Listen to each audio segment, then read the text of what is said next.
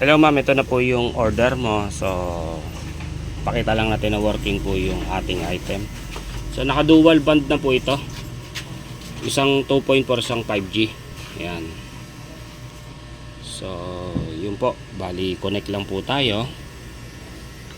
And then, yan. Pag hindi nag-auto pop up, meron po tayong procedure na idadial natin sa Chromium 10.0.0.1. So katulad nito,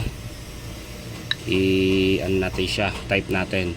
So wag kang kukuha dito sa baba kasi minsan hindi siya nalabas pag pinindot natin yan. Kaya mas maganda manual typing. So insert money tayo, ito yung mga barya. So pag insert money, nagbi-blink siya.